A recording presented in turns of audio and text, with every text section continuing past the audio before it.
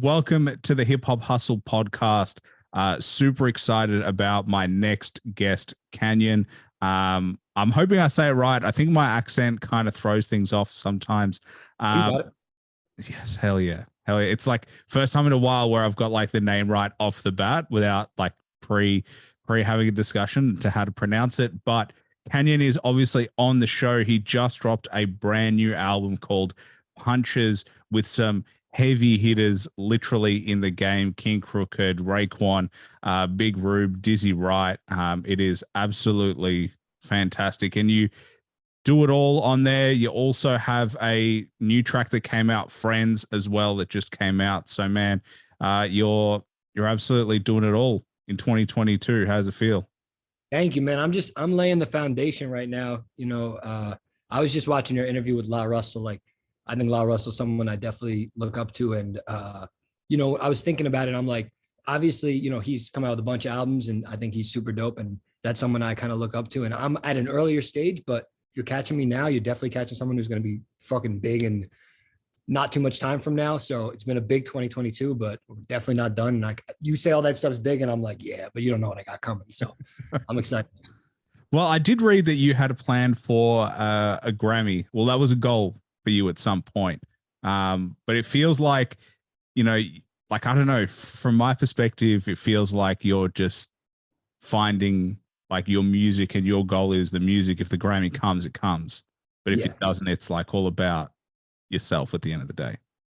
Yeah. I mean, I said that, I think, in an interview, and obviously like a Grammy would be surreal. I'm not going to sit here and be like, oh, fuck the Grammys, but like, I do think that you can't really put your goals on like someone else's shelf. You know what I'm saying? Like you gotta be like, I'm going to make fucking legendary music and it's going to change the world. So yeah, I'd love a Grammy, but that's not what I think when I'm going in the booth by any means. I think it would be a weird place for you to be if you're like, I have to win a Grammy, because you wouldn't make music that's your own. You would make music that was purely for Grammy's sake. And, we all talk. I mean, there's lots of discussion in hip hop, especially about the real relevance of the hip hop Grammy, because like they don't seem to be in tune with what's happening in the scene anyway. Yeah, that's definitely true. I remember there was the whole Macklemore, was it Kendrick? I don't know. But it was, so yeah, I mean, I think that people know that like it's not like the Grammys are the people who decide who the best rappers are. I mean, honestly, there's a lot of people who decide who the best rappers are. It's kind of different, but I don't think the Grammys are somebody who people even would list in the top 10. That said, you win a Grammy, it's obviously like a huge accolade. So yeah, it's kind of weird. You kind of want it, but you kind of don't want it at the same time. It's like you're kind of damned if you do, you're damned if you don't, in a way. But hopefully by the time you win one, it's changed. It becomes relevant again. Man, fuck it if I don't, though, for real. Yeah. That's not what I'm going for. But yeah, no, I mean, the album Punches, it is definitely an incredible album. Like you said, it's got a lot of legends on it. The music that I have coming, I think what you'll see is it's kind of like, when I say it's the foundation, I don't mean that it's kind of basic. It's a very expansive world, kind of, I feel like, that I'm creating in Punches. It's almost like the first Star Wars, right? It's like, all right, what's in this world? And I think as we start to get a little bit deeper in my story, my songs, kind of my flows, my cadences, my creativity, I think people will see that that is really just kind of the beginning. They'll look back at it as like, oh, I really fuck with that. And I think it will kind of have a classic perception with time. But I think people will see the directions I can go, because I think versatility is really my biggest skill. Well, how do you work on your versatility? Like, how is that something that develops?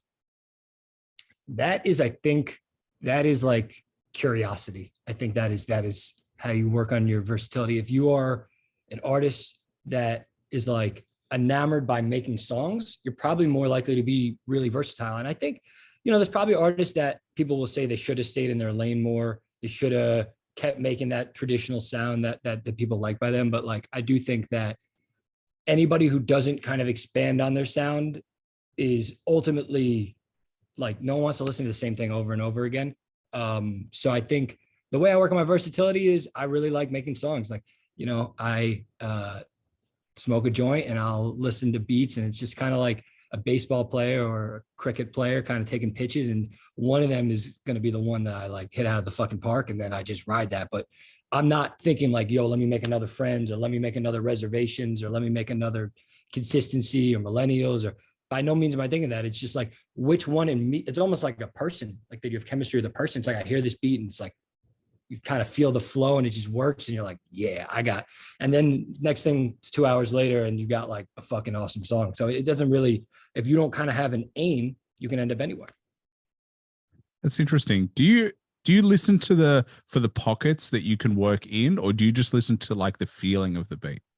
I think I feel the pockets. That's a big thing with freestyling though. Like when you freestyle on a beat, you start to, I don't know, I guess if I'm calling about like a person, it's like you're kind of starting to dance with the beat and then you start to feel the pockets. You're like, ooh, okay, I could start to do something a little slower there that'll make this beat feel completely different.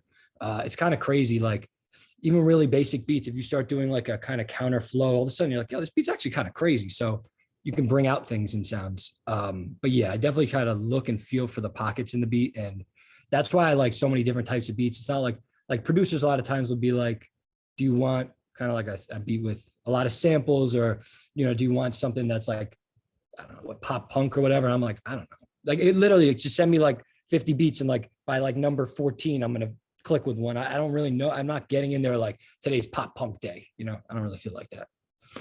Yeah, I always find it weird when artists like have a very specific, like this is the specific sound I'm going, like it's very almost forced in a way sometimes. And like, I think a lot of people struggle like with studios because they're like, you know, this song that you made organically that one time, we want 10 of those. And then it's like a forced, it doesn't become the creative process anymore. It becomes, all right, here's a goal on a whiteboard and now I got to complete it. And it just kind of takes away the, I don't know, the natural nature of music. Yeah. Yeah. I mean, it's kind of like if you said, I'm going to invent something, you might not invent something cool. Like you're just trying super hard. It's not authentic, but if all of a sudden you're like, yo, this shit is really bothering me, I need to make a wheel to move this shit a mile, that's probably the guy who's going to invent the wheel, not some guy who's never moved a barrel. So it's got to be authentic. That's the same thing with music. It's got to be real. Do people come to you a lot and ask for your opinion on like their music, their process? I mean, I think like you obviously do what works for you, but do you have takes on what other people do? Yeah, I do. I mean, people come to me and, you know, it's kind of tough because like, I know how music is and you got to be real with people, but you also like, maybe I don't kind of fuck with certain things that you do. And there's a lot of people that I think, especially who are coming up now, who are just conforming so heavily that it's difficult to tell somebody like, you know, find your own sound. But there, you know, there are people where I'll hear a song by them and I'll be like, you know, keep doing that. I'll definitely tell them that because they ask me for advice. That's kind of the best way I'll do it. Because really, like, if you're doing something that sounds like other rappers, and that's like 8 or 9 out of 10 songs that come out nowadays. So it's not like I'm saying like this unique thing, but like you can hear when it's not that, and that cuts against you. You're like, oh, I've never heard this before. This is a different sound. So yeah, I definitely tell people to try to be themselves more. And I also think a lot of rappers like I freestyle in the booth and I use a lot of that shit, but I think sometimes people will do like one freestyle take and just be like, that's my song, I'm gonna get that mixed and mastered.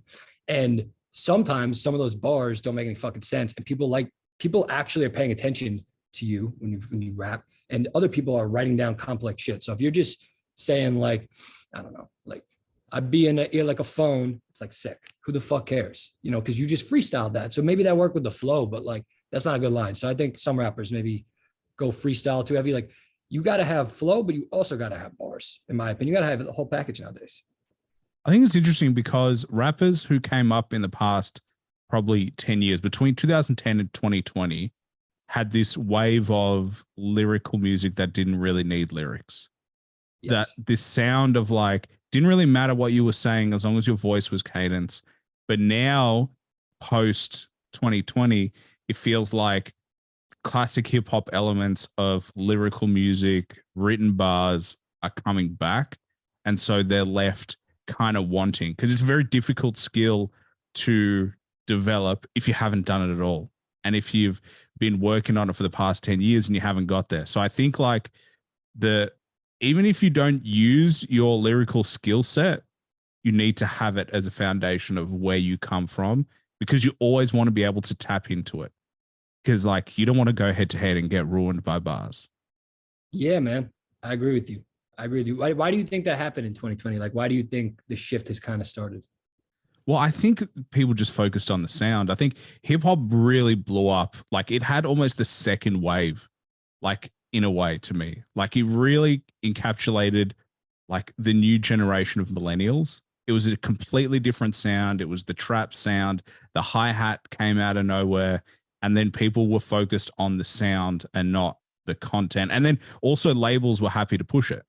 Like I don't think it's one or the other. I think they figured out that the youth doesn't need lyrics to find this music. They need a feeling. They need, and I get it because like I listen to it and I get a feeling as well.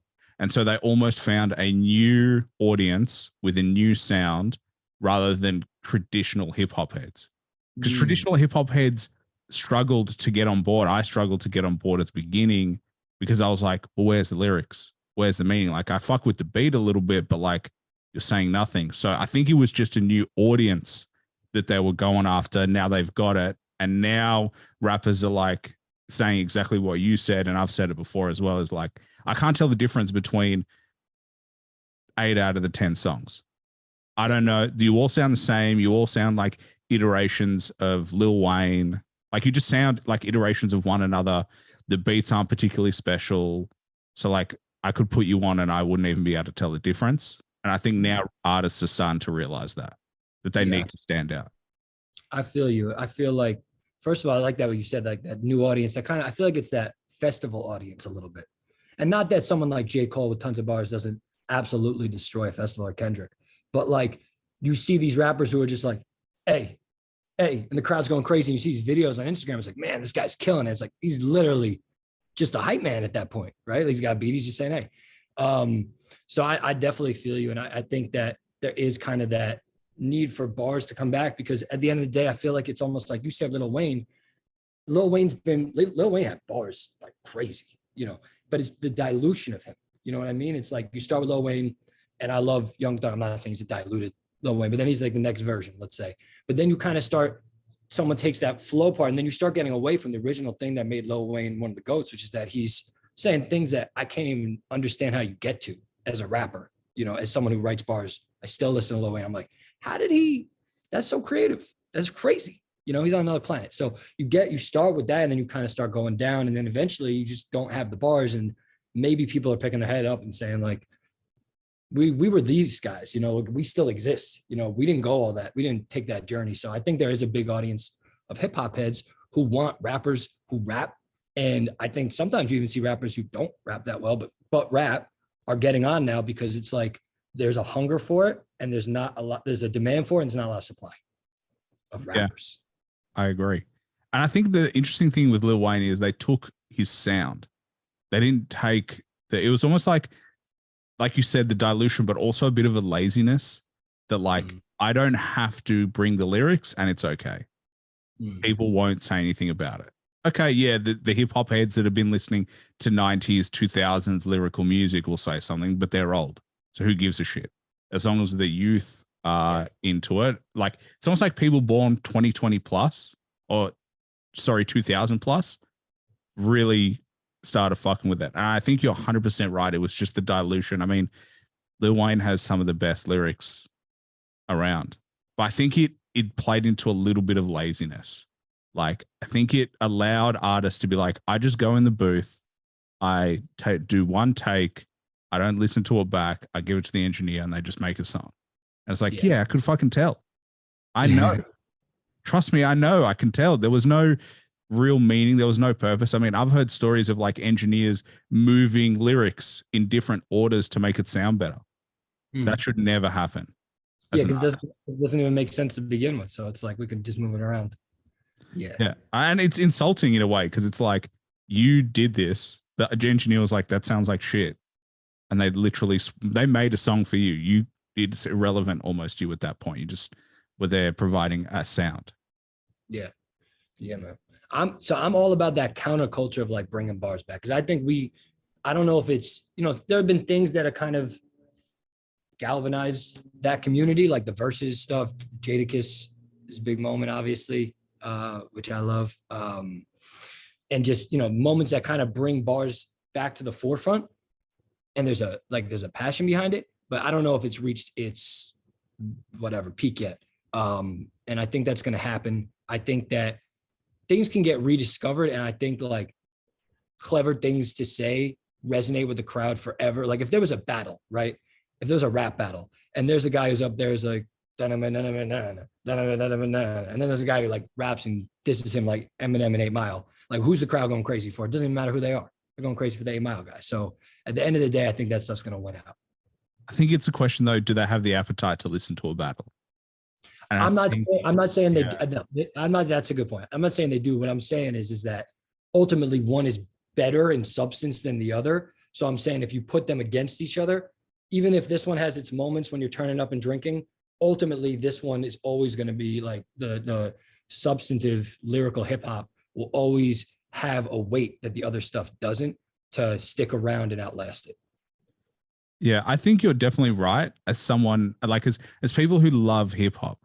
But for your casual listener, I think this is the real change that we've seen is like the casual hip hop listener who just comes in, comes out, likes a little bit of everything, doesn't really have an interest into delving particularly deep into the genre. They're just like, whatever's playing, like, I just like the vibe and that's it. And I think that has really changed, whereas traditionally hip hop heads have been like extremely passionate about like what makes hip hop amazing. And then also arguing about, you know, top 5s, top 10s. Like that is a part of hip hop that I feel like people have kind of started to let go. That's like, you know, if you can have those discussions that you've been listening to hip hop for a long time, but the people who don't, they don't really have an interest that far. Yeah, that reminds me of like NBA top 5, LeBron, Michael Jordan, you know, barbershop kind of conversations. And I was actually thinking about yesterday. I was thinking about some of there's like this big underground wave, and it's called underground. I don't know if it's really what you would call it that, but it's like auto-tuney rap that's melodic, and there's like some rappers who are really big in it. And I was thinking about like the fans of this shit, and I was like, I wonder if these people even listened to rap before this. And I don't think they really did, a lot of them. And that's kind of strange to me. Like, that's like, yo, like if you actually, you're from Australia, you live in Australia, like I'm a huge LaMelo Ball fan. But yeah, no, I don't know the NBA. I just like watch every LaMelo Ball game. It's like, all right, I want to talk to you. You don't know shit. You know, like I know back to like fucking Bill Russell and Will Chamberlain in my history. So like, I feel like you're right. Like people who don't want to have those top 5, top 10 conversations when that's out of the forefront, like that's a different world. Like, and maybe we just need to kind of separate a little bit. Like, you know, like, cause that's not hip hop. You know what I mean? Like it really just isn't. And instead of just being like old heads who frown upon it, like let's just, or not, we're not really old heads, but being looked at like that, like, fuck that. Like, I think bars have their place. And I think that there needs to be a bigger place in the culture for bars. And I think that's happening, but I hope it accelerates. Definitely. I hope, and I think this album Punches is the epitome of that. And like, it's all about bars and bringing, you know, and I worked with some of my favorite rappers ever on the album. And I think that's the movement I'm trying to bring forward. I embrace a lot of the creativity of maybe some of the modern music. So it's not like maybe just like, oh, this is 90s music, but this is kind of my perception of having lived the different eras, lived the J. Cole era, lived the now more current era, and then kind of being such a fan of like Tupac and NWA and that type of music, and bringing that all into one 8-song succinct dope album with some of the best rappers ever. So I'm pushing the needle forward, but I think, you know, obviously it's a bigger push. Well, I mean, I feel like that's how you should be doing it. I don't think you should be going to 90s hip hop. Yeah, like, you shouldn't be replicating 90s hip hop now anyway. It's like, not there. That's like a golden era. Like every era has its own sound. So you should be pushing the envelope for the new sound. So like, I'm also not a huge fan of when people just go back and replicate 90s beats. Like, I like it. Don't get me wrong. I always like a boom bap beat, but I also know in that era, they had the same complaints that we probably have now, is like a lot of these beats sound exactly the same. There's no drop. There's no spacing. It's just the same bass, the same drums. And it's like same shit. So I think it's important, as much as we were talking about, you know, this current era of music, to still continue pushing forward. And you do that, obviously. Yeah. You see, me personally, like someone like Kanye, like, you know, love or hate him, like his type of beats where it's going to change in the middle. Maybe that's, you know, he has samples. I'm not saying always use samples. Other people have really cool beats too, but like I don't think that, yeah, I think that your beats should be creative, your music should be creative. You should be creative on top of the music. Like this kind of like, I just have the same trap beat that everyone's heard, and I'm just doing the same kind of flow because it works thing. And like an abundance of that, like that bucket is full, you know what I'm saying? And over flooding, like you're not contributing anything by making another song like that, unless you do it creatively. I'm not saying you can't make a cool, that type of song, but if you're not doing it creatively, you're just saturating, you know what I mean? So yeah, I think absolutely, like the beats matter, and you don't want to just make 90s beats, and you don't want to, like, you want to make good creative songs, whether that has a 90s touch, whether that has a 2000 touch, 2010 touch. And that goes back to what we are saying with like going for a Grammy or going for a genre. Like I'm not trying to do that. I'm going for quality always. Well, do you know what drives me crazy right now is the use of like classic like 2000 songs and resampling them and making them into hip hop beats. And it drives me crazy because I know what it's like. I know where this song was before you remixed it. And like, it's a classic for a reason. Like everyone loves it for a reason, and you remixing it doesn't make it better. But like, to people who haven't heard it, it's like, oh my God, where did you find this? And it's like, well, this was all over the radio. This was everywhere. This was in clubs. There's a reason why this is doing so well. It's not because the artist is doing anything particularly good. And that drives me crazy. I love sampling, but like, you shouldn't be sampling hits.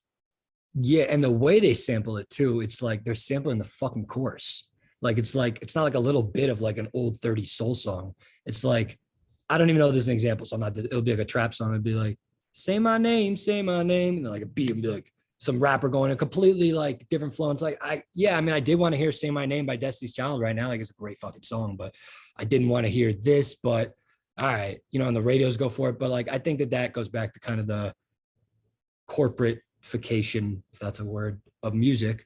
And it's a safer bet to throw out a song that's already been big if you have the rights to it in your library than to invest in a new sound. So that holds things back, and that is the way it will always be.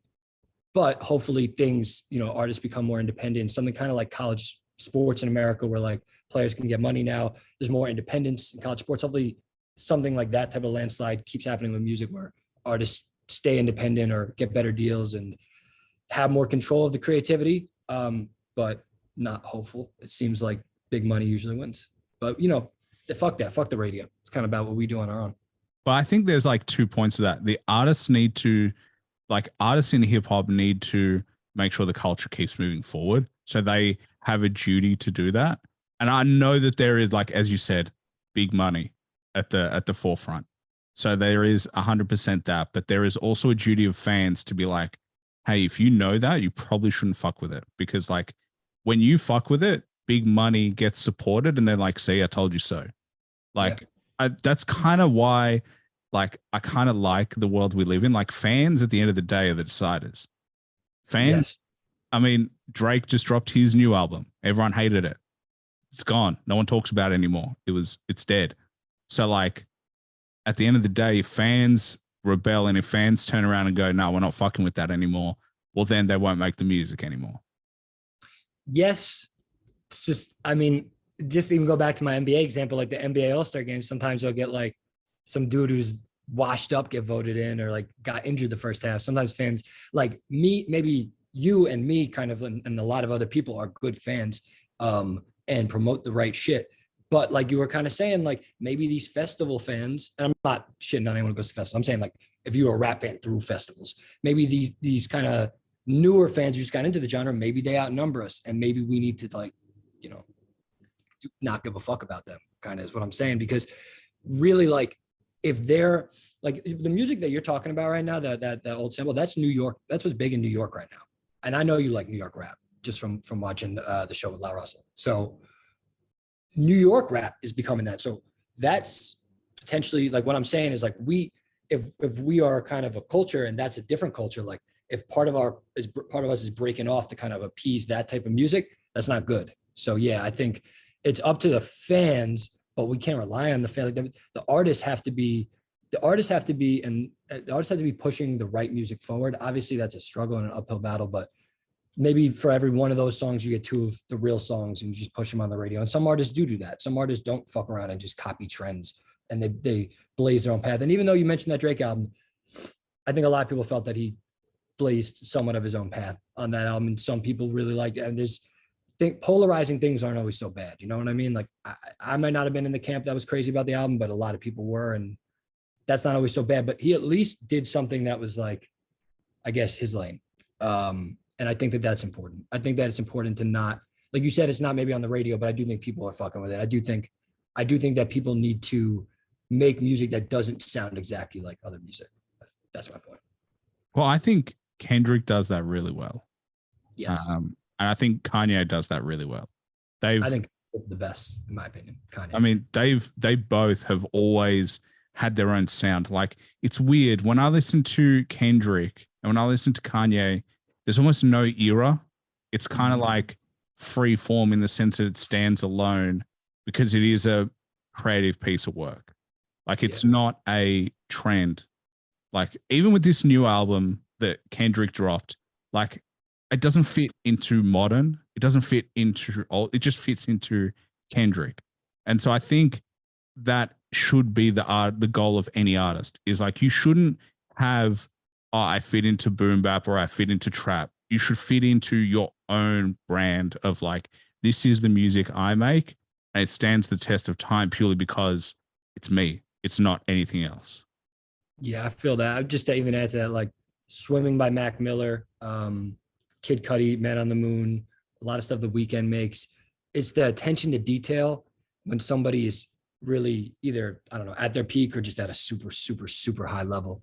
And it's the attention to detail that you're hearing. I think that's like, this doesn't belong in an era because I haven't heard this before. Like, this is new. They've created something. And I think that's fucking cool. Like, that's what music's all about.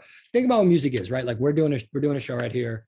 We both fucking love rap. We have like all this shared knowledge. Like, you're on the other side of the world. We could talk about things that we both experienced, that I can meet someone down the street and they'd be like, I really don't know who Lloyd Banks is. Please get away from me. You know what I mean? But like, you know who that is and I do. So hip hop has obviously transcended, but really we're listening to an audio file. We're listening to a fucking sound. So if you're not making something new, then that's not what the purpose of why we all started doing this is. It's like, I got a sound. No, I got a new sound. No, I got a new sound. Someone's like, I got his sound, but like I changed it a little bit. It's like, sick, dude. You know, like, so I think we got to take a step back and be like, why are we doing what we're doing? Is it to make money or is it to make something cool? For some people it's to fuck bitches. For some people it's to get sponsorships. For some people it's to live a lifestyle. For some people it's to change the world. And for some people it's to contribute to a genre they really care about. I probably fall more in that bucket, and to make dope shit. I definitely want to make dope shit and entertain people, but it goes back to your purpose. You know what I mean? But we're making audio files. So are they unique? Have you heard something like it before? Or is there something that draws you to be like, that might change how I look at things? Or I might be on my walk to get coffee and feel fucking pumped up because this guy sounds pumped up in the studio.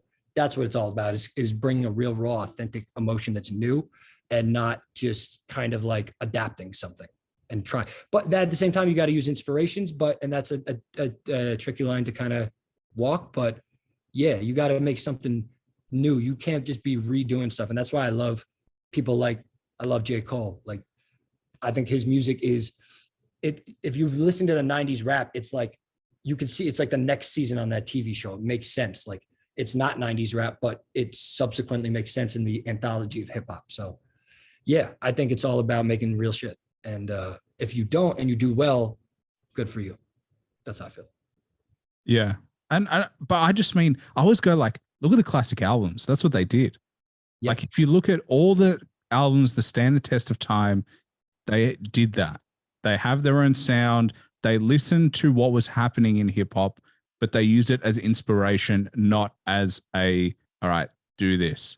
I mean, I look at people like Lauryn Hill, Outkast in Aquemini. I look at, 50 Cent's Get Rich or Die Trying. Like, it was off the wave of like this gangster rap. He had his own sound, Dr. Dre, Eminem, all those people. It just kind of like, it just moved the needle further into what you were capable of doing in hip hop. And yeah. I think that's what we should all be pushing for. But I think you're right as well. Like, at the end of the day, you know, you get people get like, you know, $100 million check. They get more money than they've ever seen in their life. Especially if you come from nothing, like, you know, 10 million is a lot of money. So like, there's always a number for like when you give up on your artist's integrity versus when you're like, all right, I'm just going to take the cash. I'm going to, you know, live the lifestyle. I'm going to, you know, as you said, fuck bitches, you know, you don't have to work anymore. Like the fame kind of does it for you. And you just kind of just play the artist rather than be the artist. And the shitty thing is though, is that, yeah, 10 million is a lot for you, but I'm not going to be like the guy who sits here and does a clip on a podcast where it's like, it's actually a loan. And, you know, you're really paying them back. Cause I think a lot of people know that at this point, and I've seen like 30 clips like that. But you know, it's not the money that it looks like. And the sad thing is like, you were talking about it, like eventually there's a number they'll get you to. Even if they don't get you that number, if their number is this, they'll just get the next guy to do this. You know what I'm saying? So they'll take the person who's easier to work with. And that's not to say that that doesn't make sense. Everyone's trying to do their job. So it's an ecosystem. Music's a big ecosystem. It's a business and a fucking half. And I've worked in other businesses like software and technology, like that are, you know, more maybe traditional businesses. Music is a beast, man. Music's a fucking beast. There's a lot of people, a lot of different parts, like a whole ocean down here. People who do this for artists, people who do that for artists. It's like a whole world. So everyone's got to do what they got to do, artists included. And I think artists, and maybe this isn't fair, but artists are kind of like the superheroes. They're the ones who got to like keep it pure. And that's a losing battle, but that doesn't mean it's not one to fight. You know?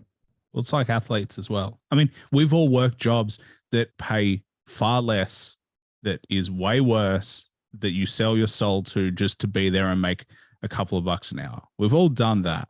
So like, I 100% also get when artists are like, well, this is just a paycheck to me. This is a job and this is way better than all the other shit that I could be doing.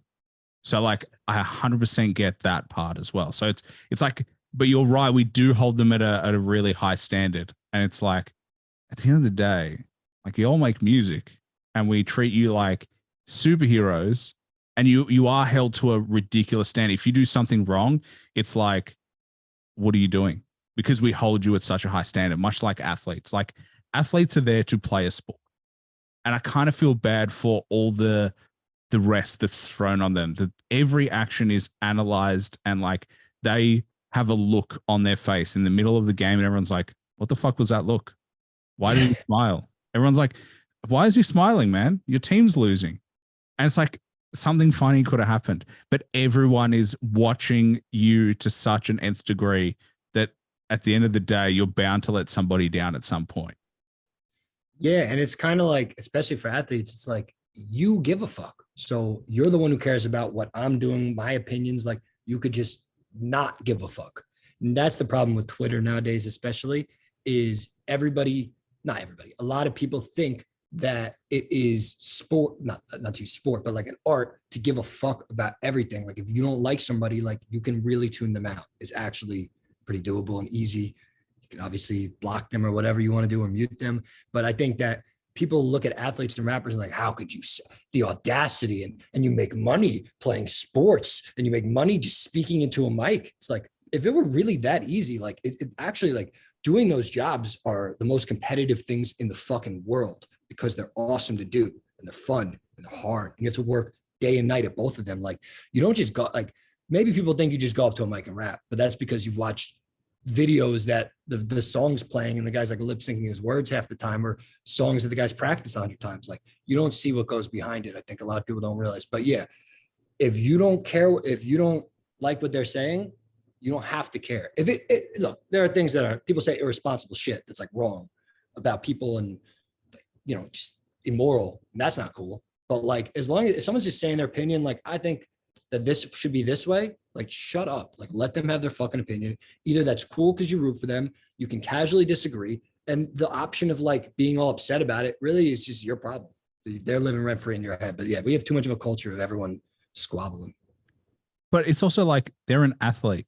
You shouldn't be listening to their political opinions anyway, because they're not qualified. But you shouldn't listen to my opinions. I'm not qualified. It is purely an opinion. Who is nowadays qualified? I don't even know if anyone's qualified. It's just take the mic.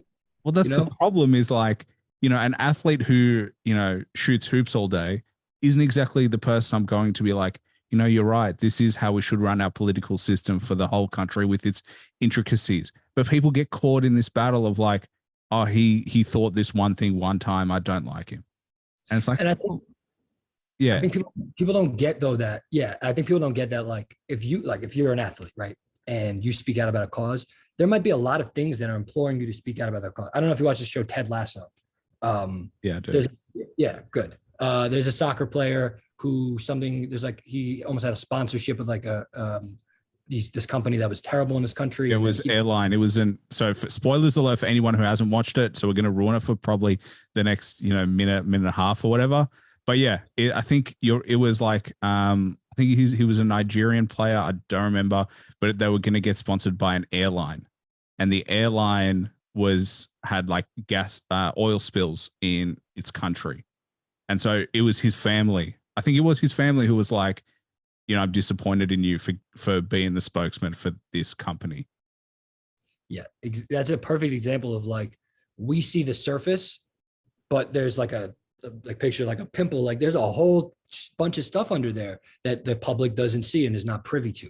So that's what I think a lot of how we react to shit is. We're like, how could he say that? But we're like just viewing a snippet of the video or viewing a snippet of this person's life. Even if we watch the whole clip, like you don't know that he didn't have a fucking fight with his girl that day and he's just in a pissed off mood. And the interviewer, like, was it kind of a dick to him? And the guy took a while to set up his mic, and then they got him decaf and he doesn't like coffee. And then he got a text that his aunt's sick. And then someone asked him a question that kind of pissed him off. And then you just watch that clip. You know what I mean? Like we're just so judgy.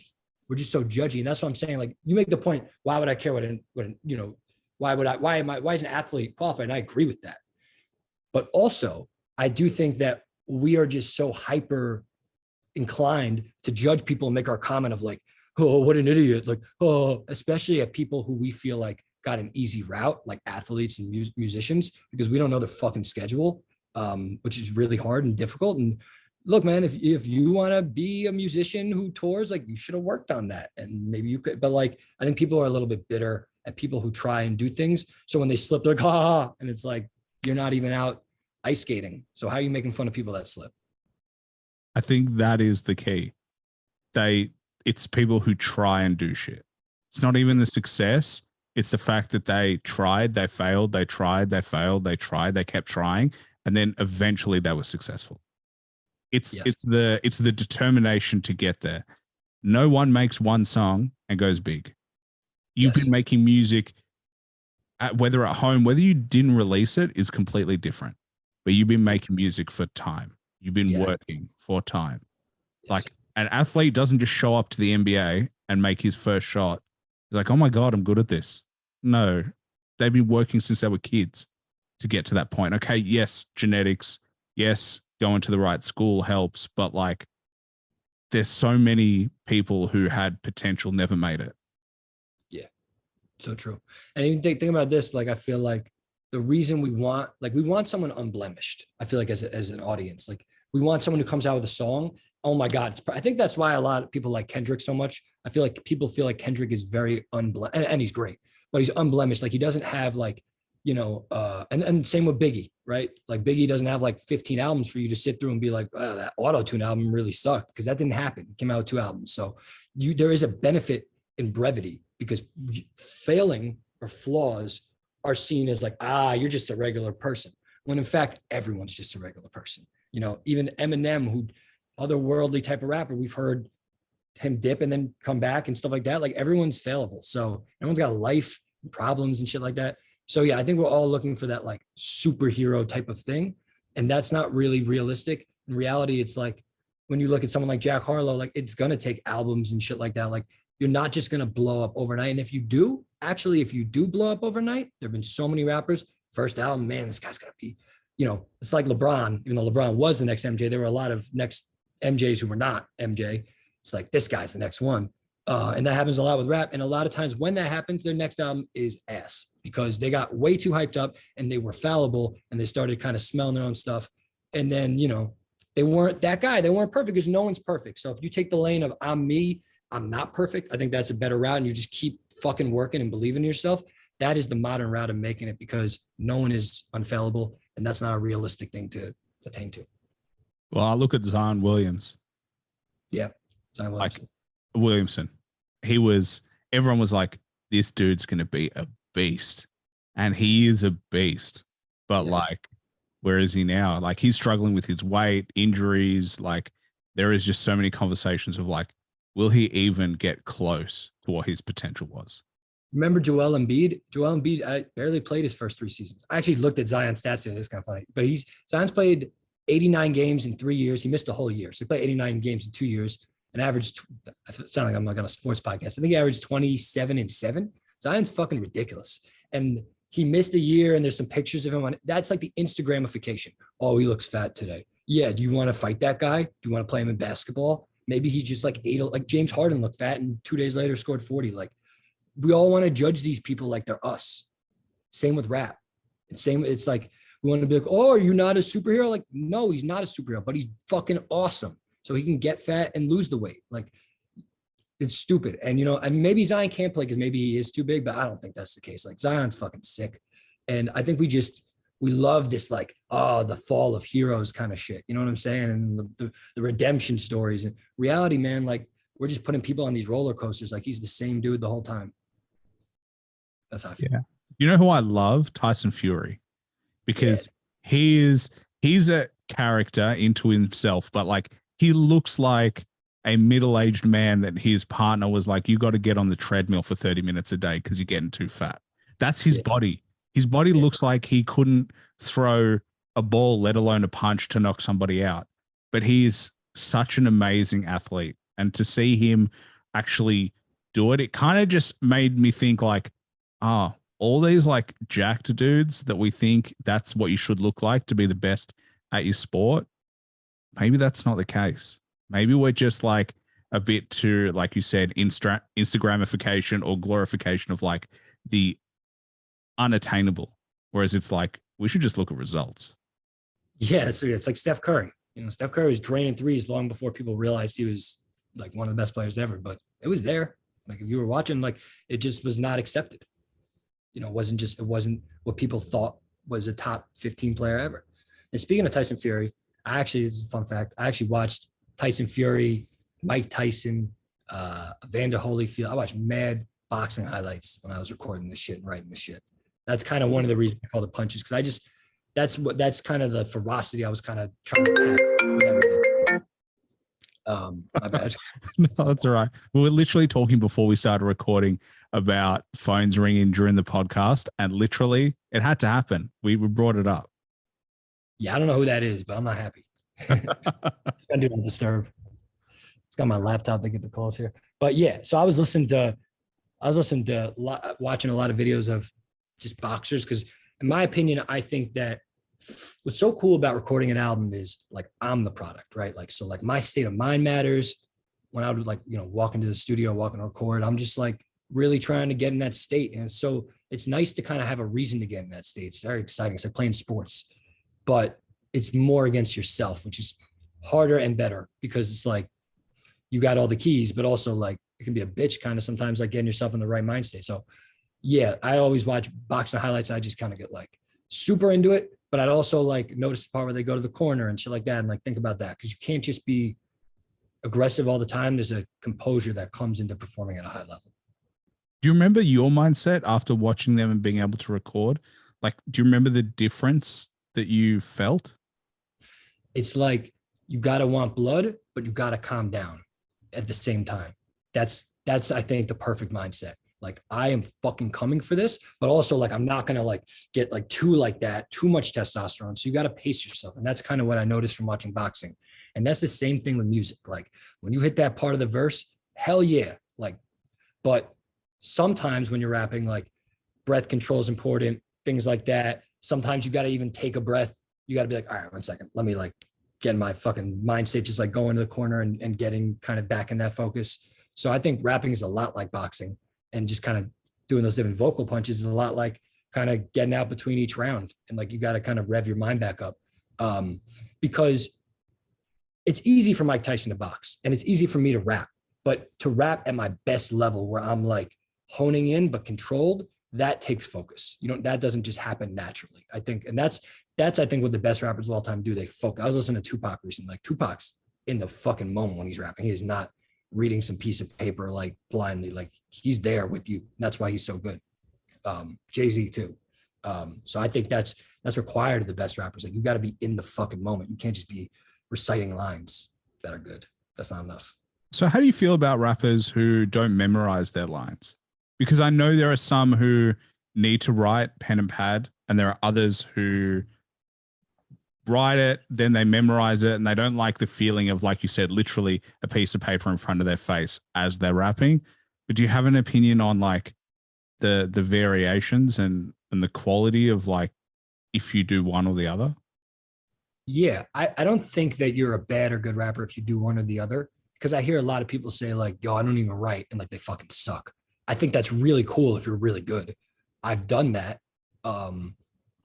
It depends. Like it kind of actually depends on your like lifestyle, because if you know you're going to the booth every day, then that is more easy to do, right? Like if you have a studio in your house, a good studio, then it's easier to just be like, all right, I remember that. All right, let's go. But if you are sometimes like, I think of some of my shit when I'm out or, when I'm traveling. So I'm going to write that down because I'm not going to rap for like 4 days or 5 days. I could remember it, but then I might forget. I might even record the flow of it. So I get the mental kind of parts that the emphasis, because there's a lot that goes into a rap if you really dissect kind of the different ways shit's said. Like you could say a dope rap in a not dope way and it sucks. Like you got to be in the mood. You got to be there. So anyway, I think it's super cool that Jay-Z does that shit, and I can do that shit, and I can freestyle too, like just come up within the moment and punch in different ways like that. Like that's another strategy, but I don't think one's better than the other. But I do think that you can kind of hear when shit's written, for better or worse, like on paper. And you can hear like you can kind of hear the different styles. So when I hear a guy at like a radio station and I hear him say like some puns that I know take writing, I know it's not a freestyle. And then they have like freestyle in the video and it's got like 3.2 million views. And it's like, and everyone's like, this guy comes up with this off the dome. That's the craziest shit. It's like, yo, he doesn't. That is not how people freestyle. Like freestyle is more about the flow and some good, dope, creative lines that you can use. It's not like every line is like fire. Like that's rapping. You come up with that before. 100%. I've had this discussion with people as well. And I've literally said, you cannot come up with something that good in the moment. It is too good. And so like I look at people, I've mentioned Sahai a few times on this, but he did an LA Lakers freestyle on LA Lakers, and his metaphors and double meanings and like that shit was so pre-written. It was amazing. Like it was, like you could give me 20 years and I couldn't come up with the shit that he came up with. Like I was blown away, but I hate when they call it a freestyle. And maybe the beat is free in the sense that he didn't know the beat that he would have. That in a sense is freestyling, but the lyrics themselves were not a freestyle. Yeah, I hear you on that beat there. And I like Sahai a lot. I mean, I don't know him, but I like his music a lot. So yeah, I don't know if he probably wrote that. I'm just guessing, but wouldn't you? You know what I mean? Like if 100%. you had this big opportunity with LA Lakers, you're going to be like, yeah, no, I'm just going to wake up and drink my coffee and we'll just get in the car and just like, yeah, put the beat on. You could do that, but like would fucking like, I don't know, Pepsi just show up to their next date of like coming up with a soda and be like, yeah, we're just going to pour some fucking soda in there and twist it around with some other ingredients. And like, here it is. They're going to like take time preparing it because they're going up against Coke. It's like Sci-Hi is going up against every other rapper. So yeah, I don't love that they call it freestyle either. The fact that the beat they haven't heard, even though maybe they have, I don't know if he has, but I think sometimes people do hear the beats before. That is a cool thing. But like a lot of times will write like a 100-bar verse and I'll just go find a beat and it will take like 3 to 6 beats to find something where the cadence works even less sometimes, like perfectly. So it's not like wild if you got bars to rap something that you got down on like a surprise beat, if you know what I'm saying. I think they can also put in requests of the style of beat, like I'm sure they have conversations of like, hey, you can choose a beat, but it needs to be like certain style. that because I know these conversations happen. I'm like, when we're not delusional to think that you'd risk, blowing up your spot to a huge audience. You just wouldn't. Like, yeah, there are certain beats. Like if you put on, I'm trying to think of an example. If you put on like a milli, right? That's a fast beat. If you put on a milli, and I had like kind of like long form bars, like a Jay-Z type verse written out, that kind of the lines are a little bit like that wouldn't work. Like I need to know you were putting on a milli because of the type of drums and the speed, because I want to do like a snappy verse with fucking puns. So yeah, like if you just fucking surprise somebody, you could fuck them up. And I bet they're like, yo, his manager probably says his BPM's 120. And he likes kind of old school type beats. Send me over 6. I'll send you back 3 we like. Why not? It's a show, Like, do you want him to have subpar bars for it to be a little more real? But I agree with you that it's called a freestyle. And then like, I really can freestyle. Like if they didn't call that freestyles, I put out a bunch of freestyle videos, but like, if I did that, they'd be like, you said that, like, be like, yeah, because I fucking just did an hour freestyle off my dome.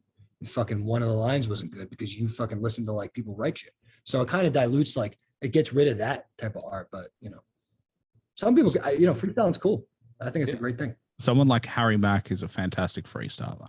Like that's how he got big, is literally freestyling. But you can see, like, if you listen to enough hip hop, you can kind of see the pathways that he sows for himself, which is really cool.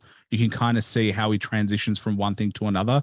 He like throws in something early, and then you can see, oh, I see the rhyme scheme. I can kind of see how he's going to bring this back.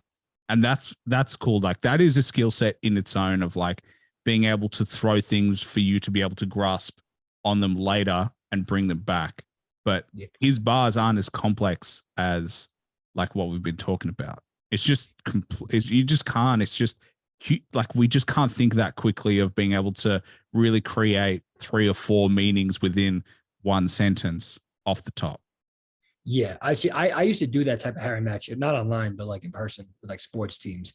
And yeah, the way you kind of do it is if like someone goes like Seattle Supersonics, and I'm like, yo, I'm the heavyweight champ of this heavenly plan. I ball like Kevin Durant. You know how I do it. Shoot like Rashard Lewis, you stupid. Like I said, you know how you do it because I went to Rashard Lewis. Guys already thinking of him.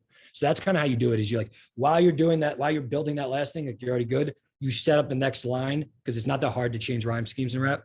You just got to be ready for what you're going to say next. And people like the effect of it. It's like being a magician, and people are like, whoa, how'd you just do that? That was like a weak example, but like, because people are like, how did you do that in real time? It actually, I'm not discounting Harry Mack. I think he's like the best kind of at what he does. But I do think that the human perception when someone really proves their freestyling is like, oh my God. And I get it, but it's actually like, once you kind of get the trick down, it's like a magic trick. Like you can just do it over and over. Yeah. I think it's like just talking in a way off the top, just being able to continuously speak. It's just added complexity, obviously, because it's in rhythm and it's timing and it's rhyming. So there's obviously complexity to it, but like, it's just like, we just talk off the top of our heads all the time. We just grasp on things, and it's just letting yourself take that. It's like, you don't have time to question yourself. You just go with your instinctual kind of mind and creativity. And I think that's what people find impressive, is they edit what they say so much that they couldn't imagine doing it. Yeah. It probably feels risky. Like they probably think they're going to get canceled if they were to freestyle. I see people be like, no, I'm not freestyling. Like, dude, what are you going to say? What do you got in you? You got so much hate? Like you say something and I'm going to judge you that bad? But I get it, because like, it's a free flow. It's like what people get drunk to even be able to flow, like to even be able to talk like kind of on a free flow. But yeah, I would say, man, like the feeling of it, the feeling of freestyling, and like that's really my roots is freestyling. Like, that's how I learned how to write like I do. And whenever I want to think of a bar, I just kind of turn it into a freestyle and think of a flow. Okay, got it. But the feeling of freestyling, like you were saying, kind of like the beat while doing it with the beat, it is so much easier with the beat to do it if you're really freestyling, because the beat is like who you're dancing with, if that makes sense. And you kind of just got to relax and let your like kind of the back of your mind just kind of like work while it's a weird kind of feeling, but it can be very euphoric. And that's why I wish it was more part of rap, like real freestyling. I wish we kind of divided it and we got it. Like Some people freestyle, some people write whole verses and memorize them and bring them to shows. Both are cool, different things. Yeah. Do you think there will be a time where that happens? No, I guess I don't. I mean, maybe like there'll be some series. Like I think freestyling's so cool that maybe there'll be some like, I know there are apps that try to do this, but like some kind of web hangout place where people just start freestyling with each other. And like that becomes like a thing where it's like these people just freestyle battle. And like this one dude's like so fucking good and he's big on TikTok. This other dude's good. And then it becomes like, yo, freestyling is the shit. Like that's the where to go. I guess that's possible. And then people will hear like these written bars and be like, nah, I listen to enough freestyle to know that's not freestyle. So maybe, but I definitely am not betting on like things getting more like authentic and people getting more investigative in how they view content. Like I think people are kind of, in fact, going the other way, kind of like getting taken for a show more and just being consumers, which makes sense. Yeah. I wonder though, I think it always goes around in circles. Like there was a really cool, I forget where I saw it, but it was like, you go enough right, you turn right enough and you turn left enough that you'll meet in the middle again and you'll go in a circle of like, yeah, like maybe that is a path for hip hop that I don't know. Bro, I saw that in a TV show recently. I'm just trying to fucking think what it What was was. it? I think it was Peaky Blinders. Yeah. It was Peaky Blinders, exactly. And I really, that really stuck with me. I was like, oh, that makes a lot of sense.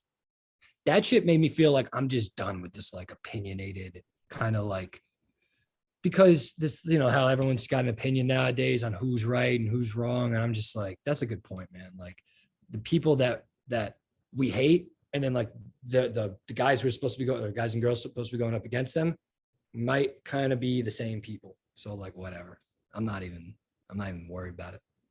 I've always said like, if you're extreme on one side versus the other, you're practically the same to me. Yeah. I don't have time for extremism. Like I just want to live my life. I want to contribute. I don't have time to worry about fighting. I think, and I had this conversation with someone recently, is like, this kind of infighting is a way for the top class that we don't even see. Like I'm talking about above the billionaires. I'm talking about the people who wield real power. That's how they keep control, by keep making sure we keep fighting amongst each other. Real power comes when the people unite. You see that in every history book throughout time, that when the people get on the same page, that's when things change. But like this infighting is just the worst. And I see a lot of it on the internet of like, oh, women are the worst. Oh, men are the worst. Oh, women are the worst. Oh, men are the worst. And it's like, no, we all have flaws, but we need to figure out a way to live together, not against each other. Yeah, it's not going to happen until like clickbait stuff starts being illegal, which I guess it is in some places. But like, you're right. But at the same time, like if you get 10,000 views in Instagram by posting like Andrew Tate because he has a strong opinion about women, and that gets a lot of comments, versus like you just post something down the middle and it just doesn't get seen, that creates an incentive structure that propels the problem, right? Like it's just people. I think the biggest thing I've learned as I've gotten older is like incentive structures. Go back to that with everybody and you won't be like this, how I used to be, like, why are things this way? Why, you know, like, and that's kind of how I used to be, like, you know, I make fucking dope music. Where's like the fucking UFO to take me up to dope music world? Like, why is that not how this world is? It's because people aren't incentivized that way. So you got to go fucking get your own spaceship and fly to that planet and show them your shit. It's just how it is. So yeah, incentive structures are behind everything. And yeah, it sucks. But that's why the real got to fucking, and the good guys got to like keep pushing. That's how I feel. Well, also we're attracted to negativity. Yes. That's the weird thing about humans, is that we love negativity. We love watching people we disagree with because we want to tear them down. Similar to like, you know, athletes. We love fighting. It's this weird DNA, and salespeople have figured this out a long time ago, is that if you show people the negative, you have a better chance to sell rather than showing them the positive. So like the fear is a better incentive than the potential happiness. It's a really weird kind of world that we live in, that everyone kind of exploits the negative feelings, because as soon as you feel that way, panic sets in. You make emotional decisions rather than logical decisions. Yeah, I mean, if you don't listen to punches by this point, I mean, I would be a little bit afraid for your life. I think you should see a doctor because you might die. No, yeah, but you're right. Like, because at the end of the day, you ever see the Chappelle Show skit where he's like in the internet? He goes to like the real internet. I think so. I like a long time ago. It's one of the first seasons. I think it's first season. And like people just keep going up to him and it's like pop-ups and they're like debt consolidation, gambling, and then it's like porn being thrown everywhere. Anyway, that's kind of how we are as consumers. It's like, so some, and it's also like walking down like the Vegas Strip, or, you know, people handing you like stripper cards. It's the same thing. Everyone's like, good time this way, good time this way. It's only when someone's like, bro, you're not going there, you fucking stupid, that you're like, oh, you know, because like all the time you feel like people are fighting for your attention and you only have one attention. So you're going to be like this. And that's how it is on the internet. It's the same thing, right? It's the same as that Vegas Strip or like that internet skit, is that people are like, nah, until they start to feel like everyone's fucking with something and they missed a wave and they're like a little culturally out of it, that they don't know about this. You don't know about this guy? You haven't heard him? Bro, he's at Rolling Loud. You haven't seen this guy do that? You know, so that's kind of the fear of missing out is everything. That is literally took the words. You read my mind. I was going to say FOMO. It's fear of missing out. It's not the desire to have something great. It's the fear of not figuring out what everyone else is doing. It's like when you see a long line, you're like, what the fuck are these people lining up for? Like, I want to line up to see what's going on. And like, we've all done it. Then you get there and you're like, this sucks. I don't know why these people lined up. You're like, oh, I was one of these idiots who lined up as well. Yeah, man. It's like some clothing you see would be like $350 for this hoodie. It's like, nah, you did not spend near that making that hoodie. That's a normal hoodie. You probably spent like $25. I don't know how much hoodies cost to make at all. So I don't know what I'm talking about. But, you know, you didn't spend money making that shit like at all. And you're charging $375. Why? Because the fact that it's $375 makes some fucking hype beast who's 16, you know, be like, oh, yo, did you get the new Serpent sweatshirt that's $375 from Louis Vuitton? Like, it's super cool. Like, you don't have that? Fear of missing out. $375. It's fucking dumb. But you're going to buy that sweatshirt instead of, I don't know, buying like an Xbox, which you can have fun for hours, or saving up, you know, for a college fund. No, you got to get that sweatshirt, because if you don't have it, then people might, you know, not think you're cool. Like that fear of missing out of like who you could be with that sweatshirt. But again, that price is all the luxury there is, really. I mean, it's kind of nice fabric, but it's not that different. Yeah. And wait times, not having stock in store is a really good way of saying, hey, you got to wait. Yeah. You can't get this now. You got to wait. And so you're like, oh, damn, I got to get in. I got to get it before my friends get it. I got to, flex with this on Instagram, on TikTok. I got to wear the hoodie that no one can get their hands on. Like, that's all, like, they got them. They all got them. Yeah, bro. You have to. They just supply and demand. They limit supply, demand goes up. It's just like classic economics. It's crazy. Yeah. And I'm learning that with rap, honestly. Like, now I'm starting to tease songs more. And because that's honestly, I feel like, and this shit evolves. Like, I don't know if 3 years ago, this was the strategy. I think Lil Nas X did this and some other people did it. But like, if you tease a song enough, people start to be like, that shit's out, right? And it's not. And then they're like, that's not out. Oh, when's that fucking dropping? I need that shit. But if you just drop a song, congratulations, you just put a fucking fish in the ocean. There's a lot of those. But if you, make an announcement, keep showing the fish in a case, and then he goes in the ocean, it's different. You know what I mean? So you got to grow that fish, would probably be the better metaphor. But people, when they see something over and over again, like sometimes I hear a song of someone I follow who's not big. I'll hear it like 3 times. I think that's the number that it takes. And I'll be like, that's a big song, right? And it's not. It's just them. They're not big at all. I just heard it 3 times. So yeah, like what you were saying, like if you can create this allure before you do things, that is a big key to being an artist. Because why should people care? People care because you're putting food over their mouth and taking it away, and then finally you give it to them, It's funny. It's funny you brought up LaRussell at the beginning of the show, because there was a part of our interview where we spoke about how many albums is too many albums to drop in a year. And he dropped like 6 albums last year, I think 6 or 7 albums. He's dropped a lot. And that point that you just brought up was my point with him as well. Like there is the challenge with any artist is like, there is a middle ground between, okay, you've got your diehard fans who will listen to everything, but you're also growing and you want more people to find your music. You have only a certain amount of shots, in my opinion, personally, to like really get fans on. And 7 albums is a hell of a lot of content to make people go through. And he's a phenomenal artist. But I also know that not every track of his is fire. It just can't be. No one's doing that. No great has like every song is fire. So like if that is the case, you got to be more selective, because he could still drop 3 or 4 projects a year and be making way more music than most artists.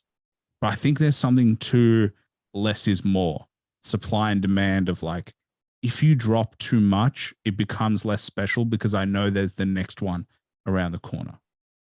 I feel you. And I've always thought that like Dr. Dre, you know, did such a good job of this. It was like, what the fuck is Dr. Dre doing? Whatever he's doing, crazy shit. Like I'd love to be a fly on that wall, because he come out with shit very infrequently, you know, came out with Eminem and then 50 Cent through Eminem. And it was just felt like such a high quality brand that they wouldn't tarnish. And, you know, there's a lot of rappers that do a really good job of that.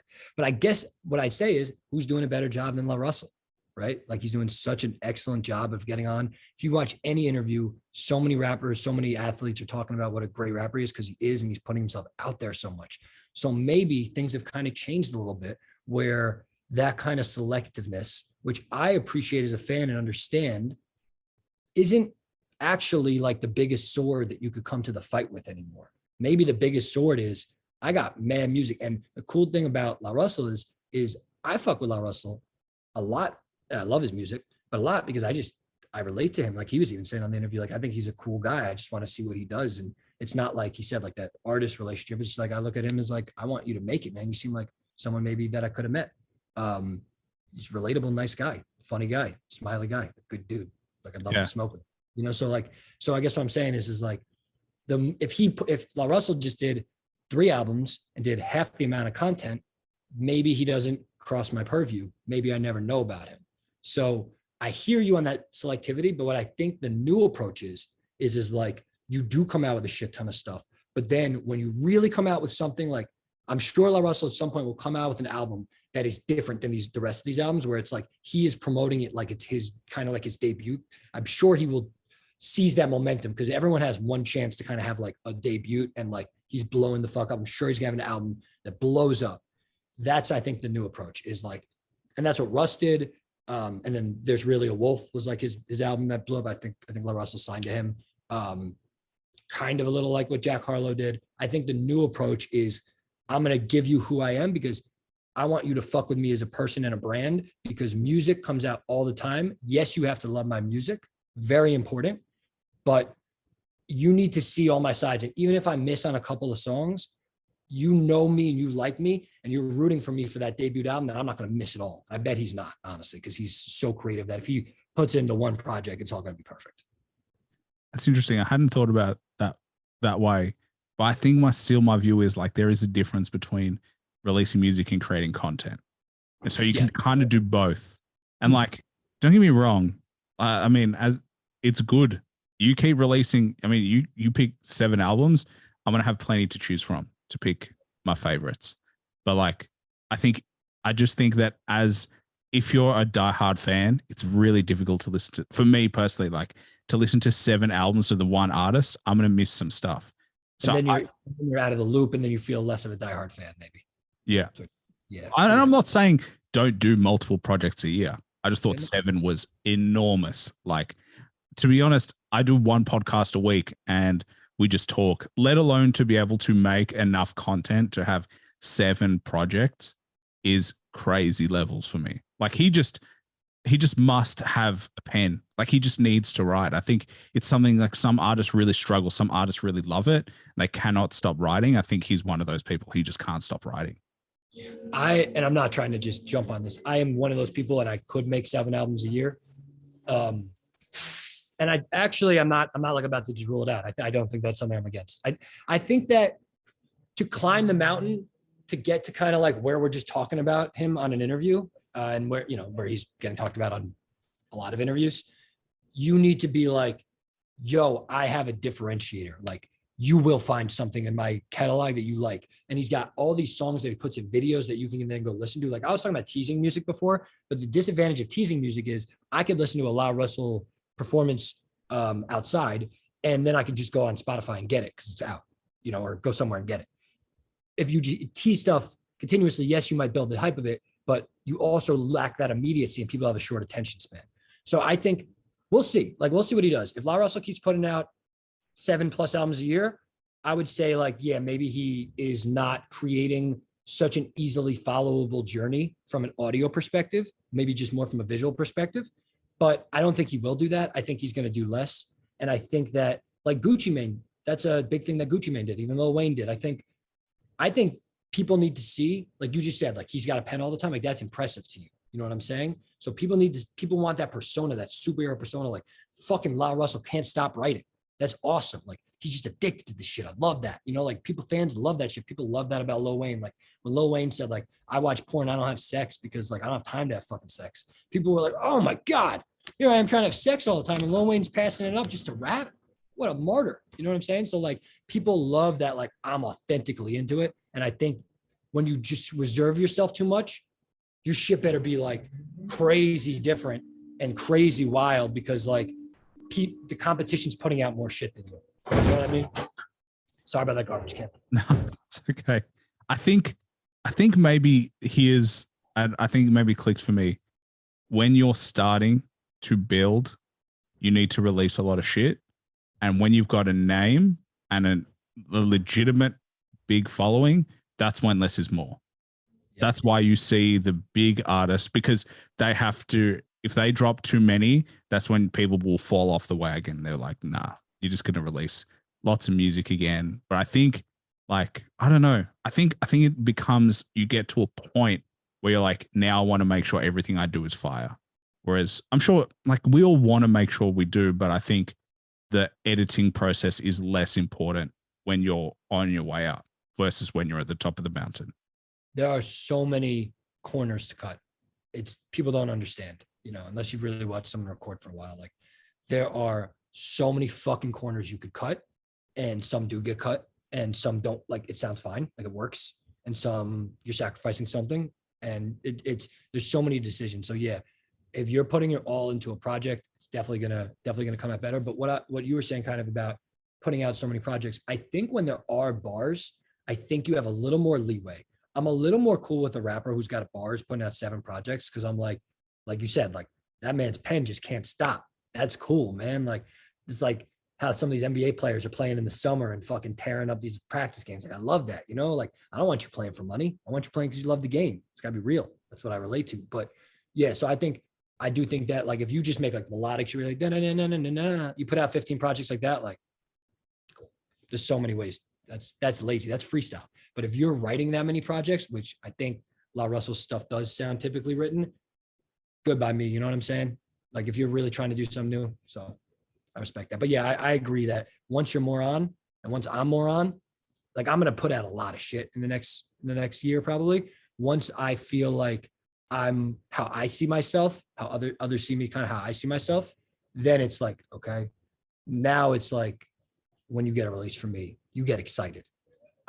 You anticipate that. I build that up because it's rare and it's unique, and you get what it is. But until you get what that is, I'm not going to be the quiet guy in the mountains yelling every 3 months. No, I'm going to fucking yell every day until you hear me, because I'm awesome and you need to come watch this show. So that's the mentality. It's so funny because, like, I say that, yet I also do a podcast that I release an episode every week. And so, like, to stay relevant in my world, you have to do one a week. Like, you can't, like, that is the minimum, unless you're doing like these beastly ones. Like there are some that history podcasts of like 12 hours where it's like, yeah, one a month is like going to be all you need. But like most podcasts, you need minimum one a week. So like I kind of still get that of like, you still got to always have content that's consumable. Do you listen to Joe Rogan ever? I used to be a bigger fan of Joe. When he moved to Spotify, I don't know, there's something, it felt like something changed personally. Like, but the odd one depends on who he interviews. I'll check out. Yes, that's very true.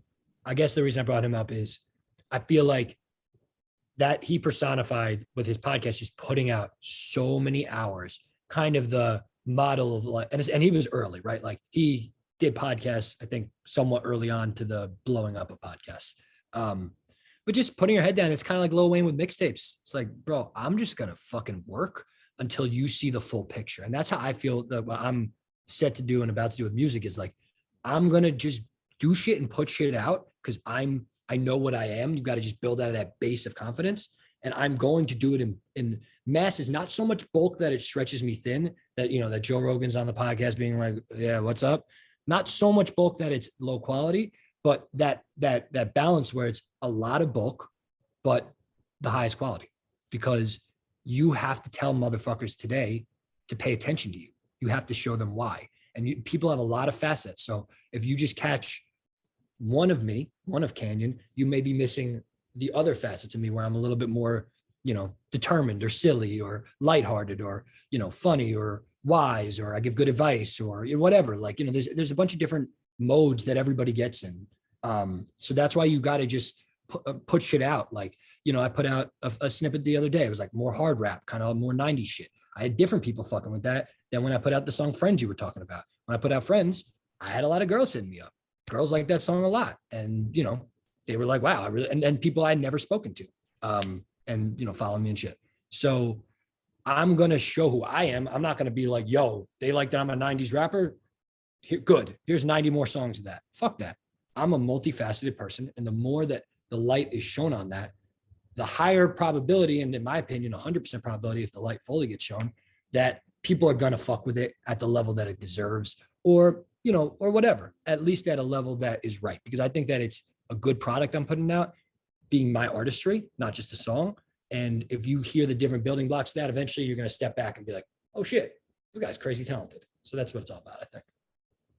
Well, I think that's a good message for most artists, is like, you got to represent yourself. And I think that's like, whatever that looks like, as long as you're proud of like how you represent yourself. And I think that's, at the end of the day, when you look back on anyone's career, you hope that most artists feel that way, of like, they just look back and they're like, I did my best. I represented myself the best way I could. Whatever happened, happened. Yeah. Yeah. I think, and, you know, some people want that, and some people that they would hear you there and be like, yeah, man, but it's all about winning. And like, you know, so like I'm with you. I want people to be pure. And then, but some people are like, nah, I want them to make pop hits, and I want them to, you know, be the biggest star in the world. And that's their barometer of success. So it's just kind of how you look at things. But like we've been talking about this whole time, it's like, I believe that real side of things, where people want real shit, is a counterculture that is building steam. And I think it's going to continue to build steam. And I think that real hip hop will never go away, ever. Like the people with the bars, it's not a generational thing. You know, you could be 15, you could be 47, you could be like, I look at kind of like the data of my shit, especially because I'm coming out with songs with Raekwon and Jadakiss and Big Crit, and those are different eras. But the ages are all over the map, man. You know, like there are kids who like Jadakiss. There are older people who like, you know, Big Crit, maybe even people who are a lot older than Big Crit, like a 60-year-old. It's timeless. And that is what I'm striving for. That's why I say it's a foundation, because I'm building that timeless foundation. Where we go from here, I think people will understand more as I come out with more music. But I think listen to punches, like you will get kind of the foundation. I think it's the kind of thing you listen to a few times and fully ingest, especially some of those songs are like really deep and the wordplay is kind of deep and what it means. And yeah, I think once you go through that journey, but then there's going to be a lot more stuff. So I think it's kind of all about having that substance, because if I came out with an album where I'm just like, I do the joke to the bitch, she on the top of my shit, it's like, oh, cool. Can't wait to hear what this guy says next. Like, who gives a fuck, you know, like that guy, you know, substance is the backing for everything that matters. Not gonna lie, it would be impressive to see you do that as well. I always like seeing the range of every artist, but I'm gonna do some shit like that, but like, you know, when Drake does, like, you know, Jumpman by Drake, or like Versace, yeah, he did that, but like he had some, I'd have to look up the lyrics, but he had some words in there that were like not what you typically heard on those trap songs. It was like a little bit more, I don't know, first creativity with like some of the words that are used, and some of the like the phrases he uses in those verses are a little different than you're used to hearing on those verses. So when I do shit like that, which I will, it's gonna be like my own take on it. It's not gonna be like, oh, cool, Canyon made a fucking like Future song. No, it's gonna, and there's nothing wrong with that. Future's great, but I'm not gonna make a Future song. I'm gonna make a Canyon song on those kind of beats, and it's gonna be different, kind of with my own take and my own style. Because yeah, you're right. People want to hear that shit, but it can't be like, oh, you just heard that beat and you just started rapping like them. Like, fuck that, bro. Like, you're not an artist. You're like an actor. Yeah. Well, being a biter is the worst thing you can be in hip hop. Just copying somebody else's style. Yeah, I agree. Well, this leads perfectly into my last question for you. It's the only question I plan on the podcast. And freestyling for an hour? Yeah. That's it. But I think that's why, like, people have always asked me as well, like, how do you just not plan? And I'm like, what do you mean? I talk to people every day without planning. And to be honest, the reason I don't plan is because it makes it impossible for you to plan.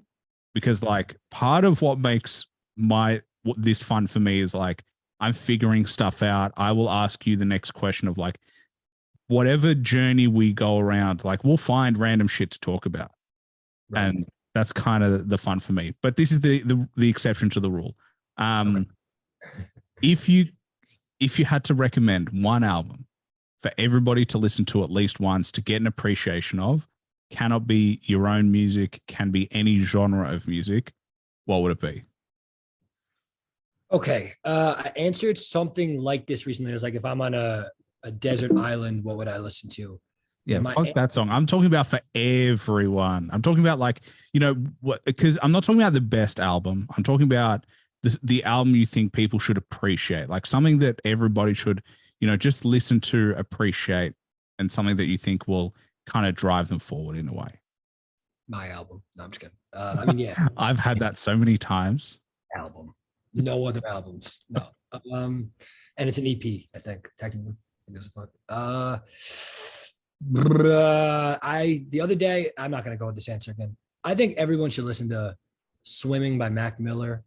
I mean, everyone should listen to Get Rich or Die Trying, but I feel like they have. But I really like Swimming by Mac Miller because he dies right after it.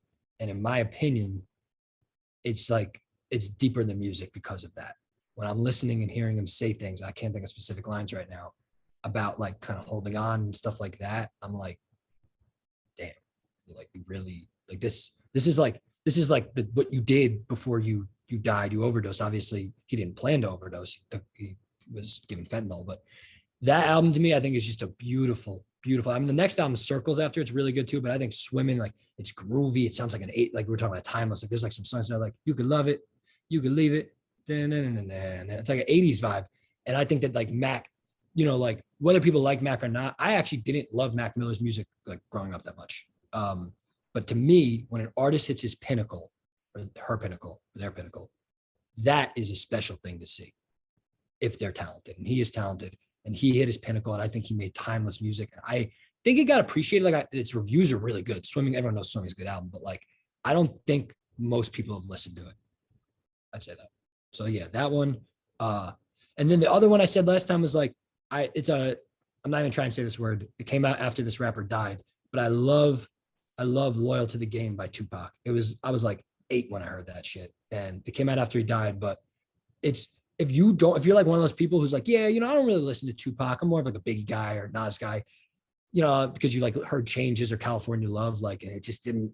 That album, in my opinion, is like the most modern because it came out after he died. They did things. It's kind of like G-Unit and Eminem. Like that is a good intro to Tupac, because then you'll hear him kind of in more of a modern, you know, capturing.